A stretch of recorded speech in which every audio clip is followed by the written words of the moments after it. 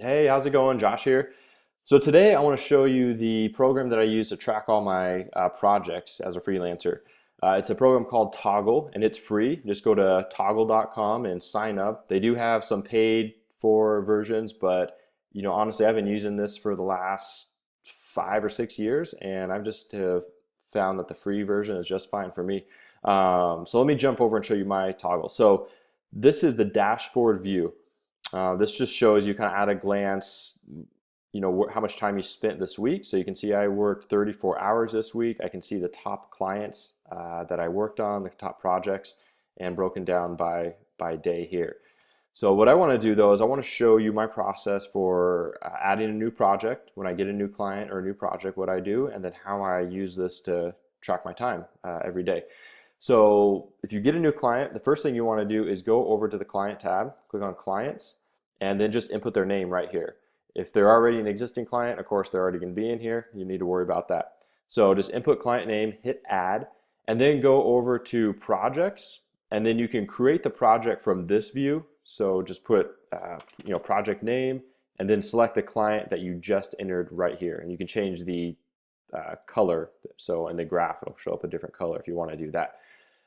But I usually just input the client right here, and then I go to my timer and I create the project right there. I don't know, I'm just so used to creating projects because what happens is if you already have the client in there, you don't need to input them. And so you can just create the project right here. So you could just say new project, and then you can find the client right here. But if they're not in here, then yes, you need to add them over there first. So that's how you do that. That's how you add the project. If you want to utilize tags, you can. I've experimented with it and I just haven't been consistent in it, so I stopped using it. I'll start using it when I feel like I can be consistent in it. But my thinking here is I eventually want to replace myself in different areas of the business. So if I want to hire a project manager, I want to know how much time I'm spending in project management. If I want to hire a salesperson, same thing. Anytime I'm doing sales follow-up calls or things like that, or having a discovery call, I would tag that as sales. So I do plan to utilize that. I just haven't been 100% consistent, and I don't like bad data in my time tracking. So if I'm not 100% on it, I just don't do it at all. So maybe the second half of the year, I'll start doing that. It's June right now, so maybe July to December, I'll start using the tags. Anyway, so this is what it looks like when you're actually using it. What's nice is you can just hit the play button right here. So like if I started checking email again, I would just hit play. You don't need to go, type it in here, email. You can just find it if it's something that you worked on today or yesterday. So I just hit the play button and you see it starts ticking right there. And then you just go check your email, do whatever your project is. And then just when you're done, just hit the stop button and there you go. And if you accidentally, create an entry, then you just hit the little X right here. It deletes it. If you forget to track something and you need to add something manually, if you go over here, you see that manual mode. You just click that, and then you can input the project, and then the start and the end time.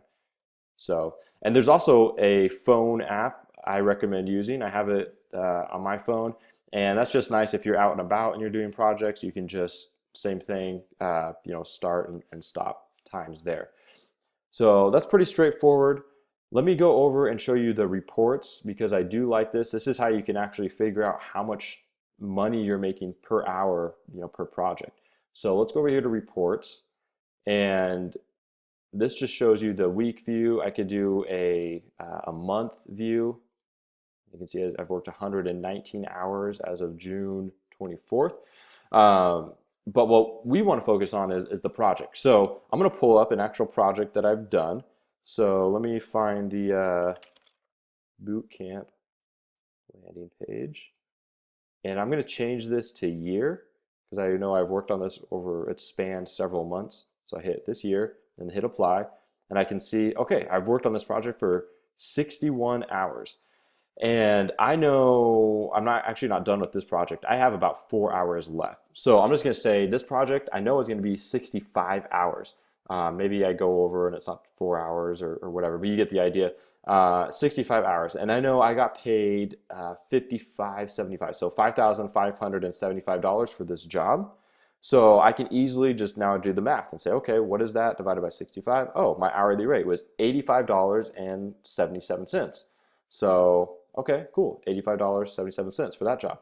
So if I want to go find another job, let's say, oh yeah, I have that one selected in here, so I need to select none, clear that.